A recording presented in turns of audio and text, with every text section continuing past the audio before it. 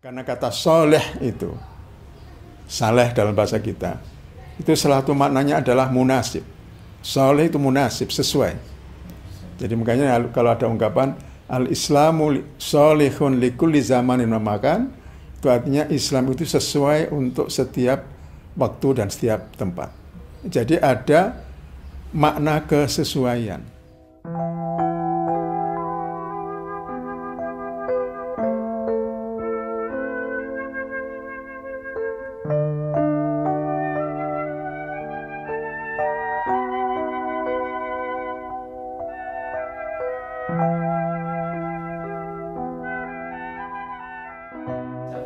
Kalau kita lihat belakangan ini kok suasana beragama jadi berubah nih. Jadi seolah-olah diambil kesalahan itu sebagai simbol, diambil alih oleh simbol, nggak lagi secara substansif. Jadi substansinya seperti hilang.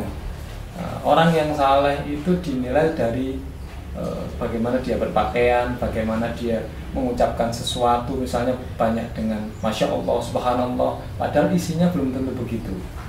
Nah, kejadian-kejadian ini sekarang belakangan ini kok marak. Sebenarnya gimana itu, sahabat? Iya, terima kasih. Bismillahirrahmanirrahim. Saya kira sebenarnya soal simbol itu berlaku di mana-mana ya. Orang bernegara ya ada simbolnya, ya berbahasa asing juga, beragama itu juga ada simbol-simbol.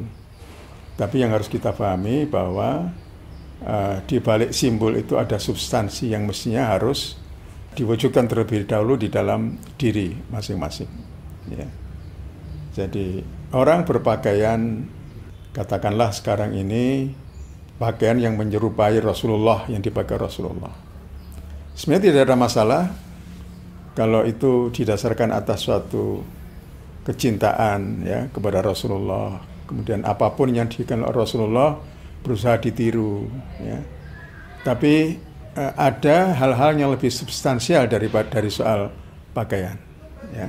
Misalnya pakaian itu yang pertama tentunya harus menutup aurat ya. Yang kedua bahwa pakaian itu ada juga hubungannya dengan masalah budaya ya.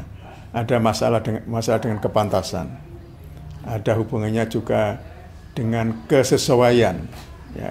Karena kata soleh itu, saleh dalam bahasa kita, itu salah satu maknanya adalah munasib. Soleh itu munasib, sesuai. Jadi makanya kalau ada ungkapan al-islamu solihun likulli zamanin wa makan, itu artinya Islam itu sesuai untuk setiap waktu dan setiap tempat. Jadi ada makna kesesuaian. Ya.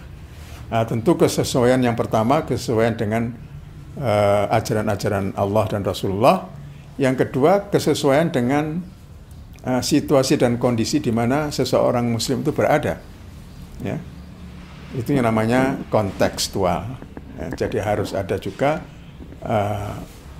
faktor yang sangat penting untuk diperhatikan adalah konteks. Ya.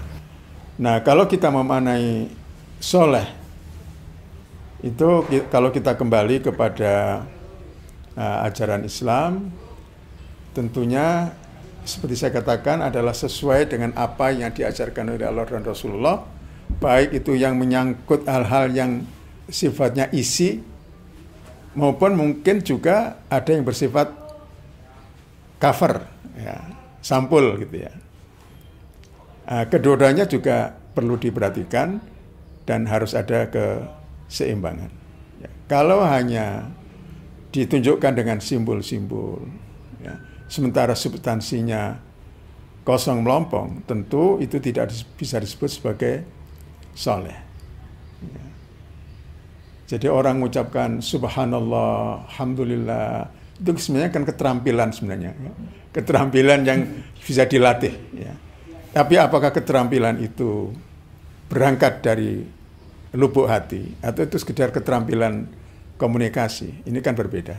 Ya.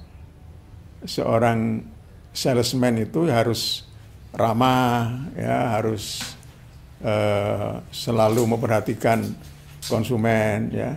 Tapi apakah itu betul-betul berangkat dari watak, dari kesadaran bahwa dia harus seperti itu sebagai seorang manusia, mungkin tidak selalu.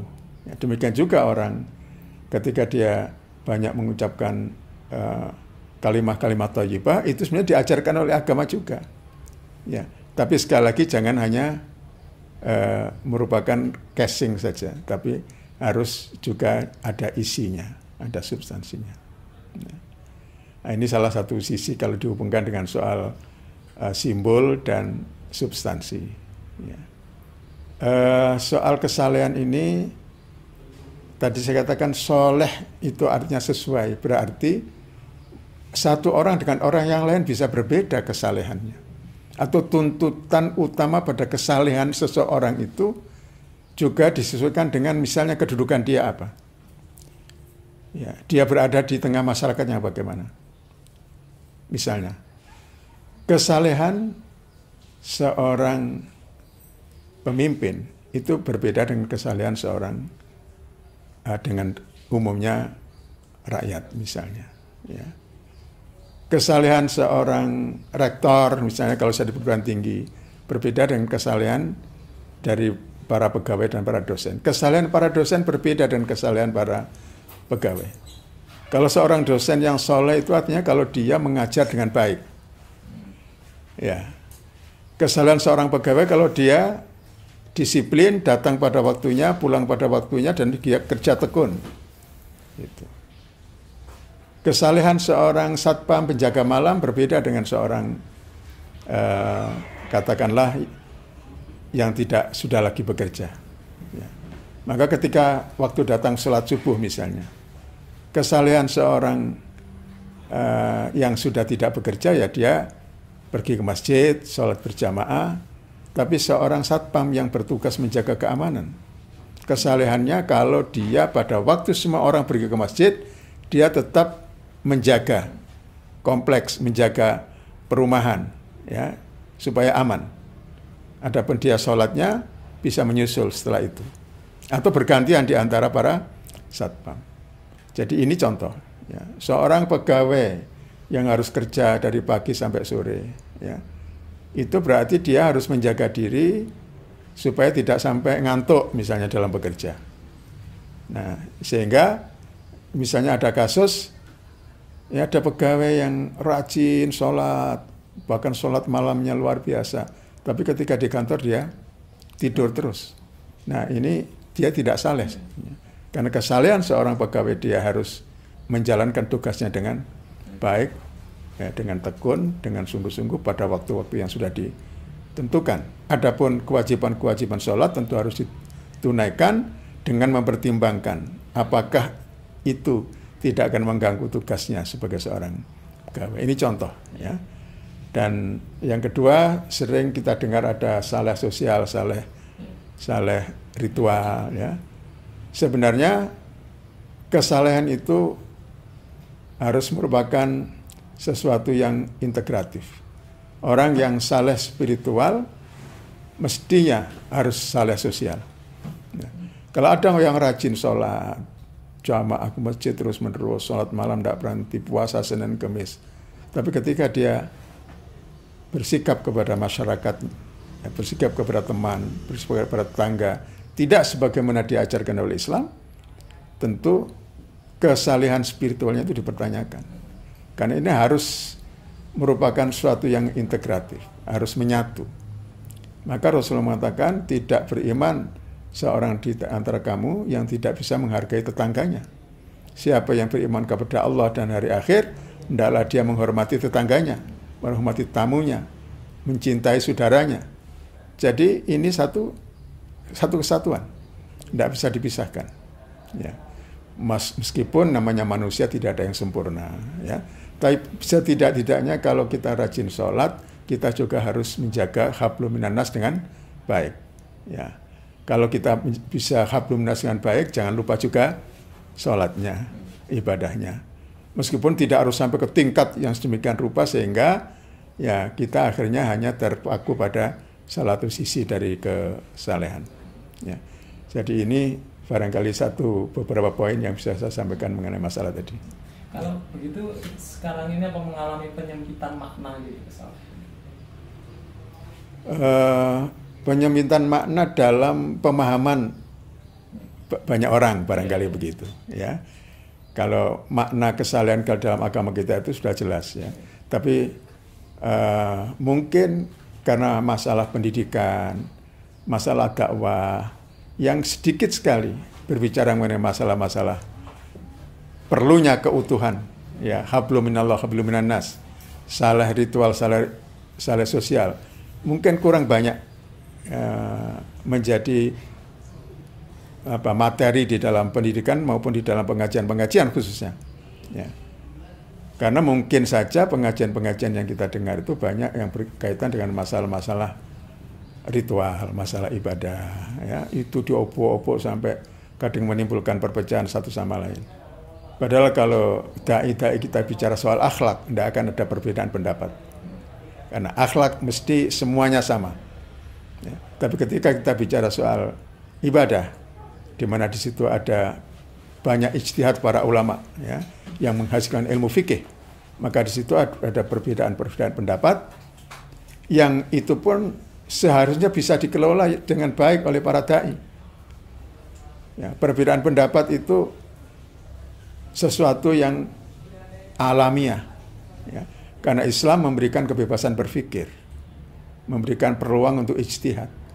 Jadi perbedaan pendapat itu mesti terjadi.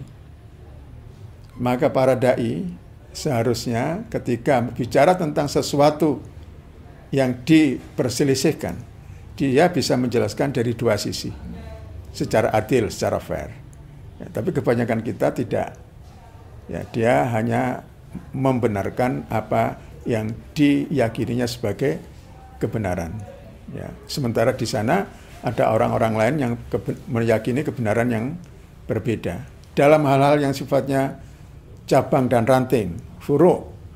Karena kalau soal usul, soal yang pokok dalam Islam tidak ada perbedaan ya. Ya, jadi ini saya kira faktor pendidikan dan juga dakwah, materinya dan juga cara menyampaikan ya.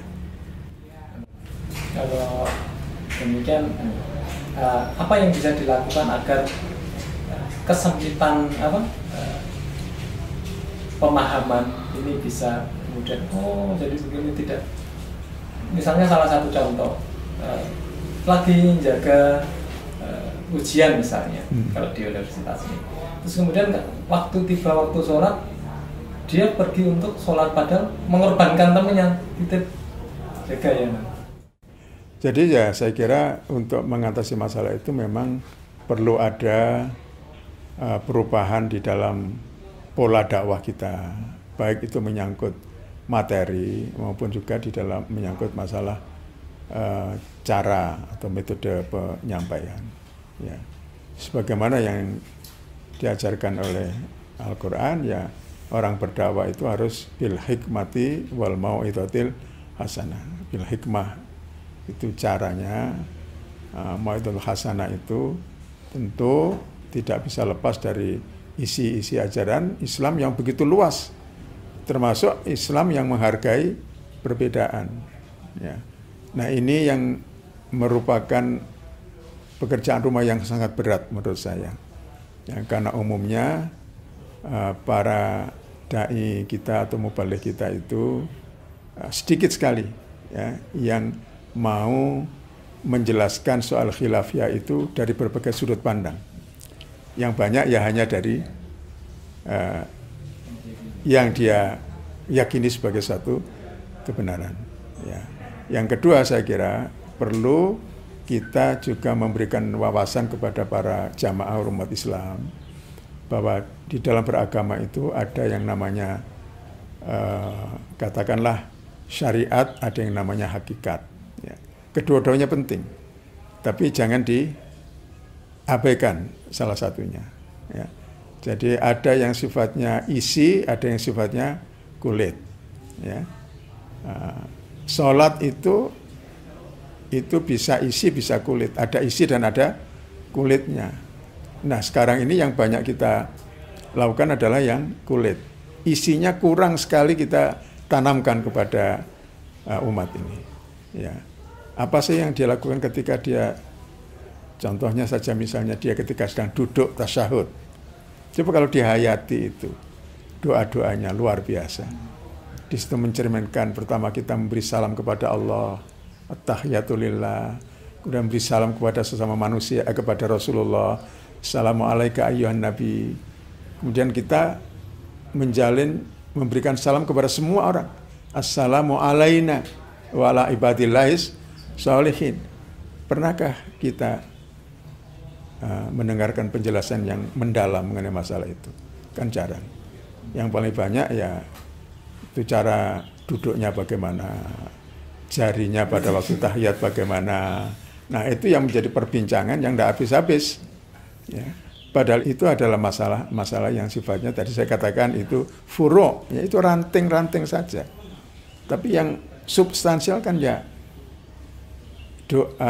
isi dari apa yang kita baca pada waktu kita sholat. Nah, contohnya begitu. Jadi ini mau pekerjaan rumah. Ya.